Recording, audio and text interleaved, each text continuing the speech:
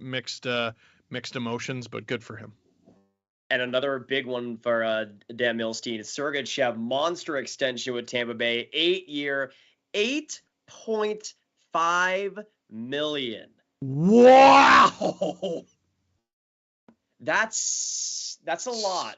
So much for everybody taking a discount in Tampa. He makes more than Victor Hedman. Yep. Like a lot more.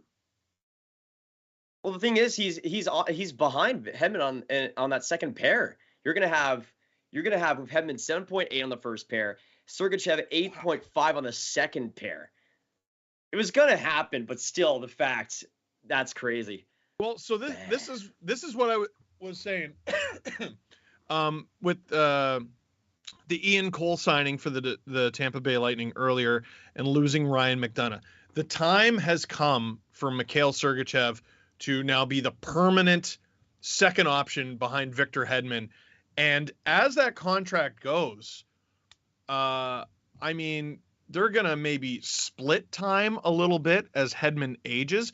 And by the time this deal is done, 8 years, he could be Tampa's number one option ahead of Hedman. I know that's difficult to picture because Hedman is obviously one of the most dominant players in the National Hockey League, but Mikhail Sergachev, goodness gracious, the two-time Stanley Cup winner, 10 points in 23 games in these playoffs, 38 points in 78 games in the regular season, and he did that essentially from the third pair. Yeah. It's a special player. You never know, man. Like, no offense to Ryan McDonagh, obviously. It's a great player. Stanley Cup final 4 times. He's won the Cup twice, but with Sergachev playing more minutes, Tampa might be even better next year than they were the year before. Now, does that contract kick in now? No, he's still got 1 year left. Year. Yeah. So he's still got a year left. He's played. That's unreal. He's still got a year left. He's only 24. Oh my God. And how much hockey has he played? How much hockey? Like, that's what I was looking up. He's played 362 regular season games and 92 Stanley Cup playoff games, and he's only 24. Preposterous. So that's a lot of money, but like that might be, 8 years. That could be league min by the time he's done. That's true, and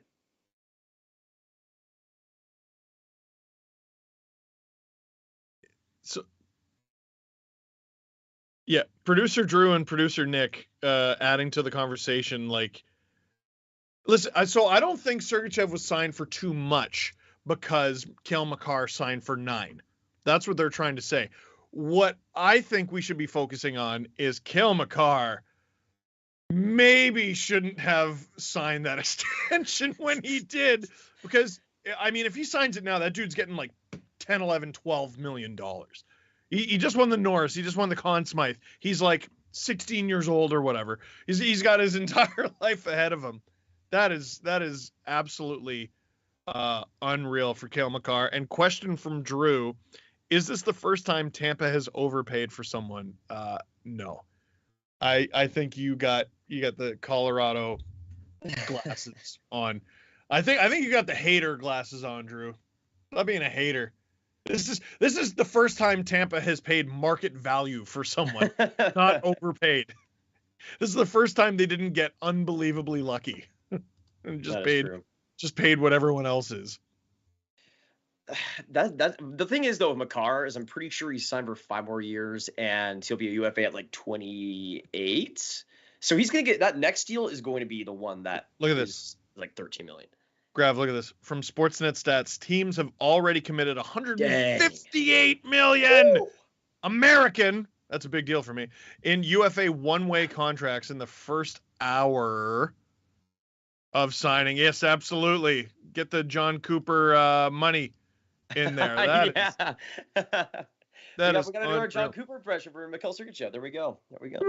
One of those signings, by the way, tweeted by the Vancouver Canucks themselves, Dakota Joshua. So for some Leafs fans, this is the one who got away. They actually did a good job drafting this guy at Dearborn, Michigan in the 5th round, 2014. But they just let him walk. and they weren't able to keep him. The 6'3", 206-pound center had 16 points in 30 games for the St. Louis Blues. So this is going to be his first real crack at, I guess, sticking in a lineup for a full season with the Vancouver Canucks. He was good in the American Hockey League too, and he had 15 points in 18 games in the Calder Cup playoffs for the Springfield Thunderbirds. The Thunderbirds aren't a team yet. Of the American Hockey League. So there's another good one for the Canucks. I like their moves. Oh, Anthony Cirelly. Holy, another big one another 8-year one by Are you Tampa. kidding? 6.25. For Anthony Cirelli? That's good. That's an amazing deal. That hurt my feelings. That's an amazing deal. Oh my God. That looks silly now, let alone in like 3 years. So Anthony Cirelli is the same age as Mikhail Sergachev. He's also 24.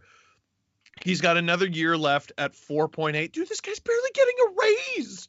He's not even getting a $2 million raise on top of what he's getting. Now, he's never going to be an offensive dynamo, probably, or at least he doesn't need to be. He's playing behind Braden Point forever and ever, amen, who makes 9.5, and he's going to carry the lion's share of the offense. But he scored one of the most important goals of the playoffs for the Tampa Bay Lightning. The Leafs were about to eliminate them in 6, and he scored the overtime winner in Game 6 in that game. 8 points in 23 playoff games this year. Like Sergachev, has played 92 career playoff games already, 294 games in the regular season, and it would be more without injuries. It would be more without COVID. Mm-hmm. That's a banger of a deal for the Tampa Bay Lightning. Oh, this is important as well because we were wondering with the Ryan McDonagh deal and not re-signing Andre Palat, what would Tampa use that space for? And the thing was, I wanted to see them trade Killorn, but that wouldn't have shored up any space after this next year. They needed space after this next year because of Cirelli and Sergachev both being RFAs. So you see that space with McDonagh gone. You see that space with Palat now gone. And those are two fundamental part of the teams that are off the roster, two big contracts that they didn't sign, but they go for the younger defenseman and they go for the younger forward. And Cirelli and Sergachev are staying in Tampa Bay. So that is what they were doing all this time, getting rid of McDonagh, and they're able to get those deals done. Marvelous. Dude, they're going to be great forever. They're both 24. They're both 24. The Tampa Bay Lightning have a core, and they already have under contract their next core. Mm-hmm. Like they have their core of like Stamkos and Kucherov and Hedman, and they already have Cirelli and Sergachev and Point, and oh my God, they're going to be great forever. The sun will never set on the Tampa Bay Lightning. They're the modern day Detroit Red Wings of the 90s. Nick says, wow. Can Leafs go back to the North Division? Don't want to be in the Atlantic anymore.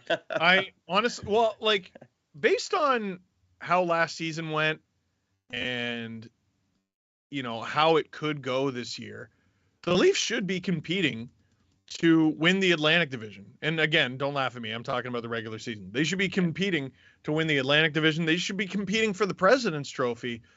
But these monsters, these under the bed, hiding in the closet, scary monsters are going to be in contention for the Atlantic forever. I feel like they're destined to do this forever. Really, really, really good job. One guy hitting the market, though, for the Tampa Bay Lightning, who I thought was underrated, is Jan Ruda. I saw that out there on Twitter. He's like the noted Alan Walsh client. Oh, yeah. Besides Klingberg, I think he's probably the best D-man left right now. So that'll be That's a tough market, right? And you can see why Dallas is like, what if you still want to dance? Yeah. That's a tough one. That's a tough one for both of them. Right? Yeah. And it's 1:25 Eastern. Like you see how quickly all this is drying up. That's the thing though for Tampa, because now they got Nikita Kucherov for the next 5 years. They got Braden Point for the next They got a point for the next 8 years. They got Nicholas Paul for the next 7 years. They have Sergachev for now the next 9 years. Him for the next 3. Eric Cernak got an 8-year extension as well from producer Nick. 8-year extension, 5.2 for Cernak. Official from the Lightning. Okay. Are you Maybe we joking? gassed them up a little bit too. That's crazy though. That's a little. I think that's a little bit much though. Just a little, like 5.2. Oh, 8 times 5.2. Okay, so here's the thing though. Eric Cernak is made of adamantium. Yeah. That dude is like one of the best shot blockers in the entire league after this past year's playoffs. He's 25, so in Lightning terms, he's old and garbage. No, he's 6'3", he's 230. He's not an offensive dynamo at all. He had a goal and an assist in 23 games in the playoffs. 13 points in 55 games. But, I mean, that's Sergachev and Hedman's partner. He's going to play with one of those two guys for the rest of his life. And we know he can do that because we've seen him do it, and he's good enough at doing it to win cups. We know this because we've seen it. He's 25, so he's probably not going to get worse for quite some time. So are you kidding me? The Lightning signed 3 8-year deals today, and Cernak is going to be the oldest at 33 when they're done. Julien Brisebois might be having the best day so far, and he's only added Ian Cole. The only guy he's actually Ian Cole and Vlad Nemestikov. But to lock up this core, like no assembly required. And now it's funny. You know, these things get clipped, and we might be looking at this years down the line, and we're going to say, look at the Lightning. They're in cap hell. They're trapped. I just don't think so, man. Usually these 8-year deals, they go to guys who, you know, they're going to be 37, 38, 39, 40 by the end of it. Like, these guys are going to be in their early to mid 30s. Cernak's going to be younger than I currently am when this is done. You know how much that hurts my feelings? And by the way, what a 2-week span for Slovakian hockey. Yep. As Cernak gets one of the richest deals in Slovakian hockey history. Zdeno Chara exists, and so does Marian Hossa. But not bad for the second-round pick from 2015. Good for the Slovaks. Also, good. Justin says Tampa officially blowing it up in 2029. So yeah, we'll have to talk about, they were only able to get 5 cups out of that core. Oh, it's horrible. Might even be more. Brisebois sucks. Dude, worst GM. That is absolutely ridiculous. Man. Any news of Schwartz of the Wings yet from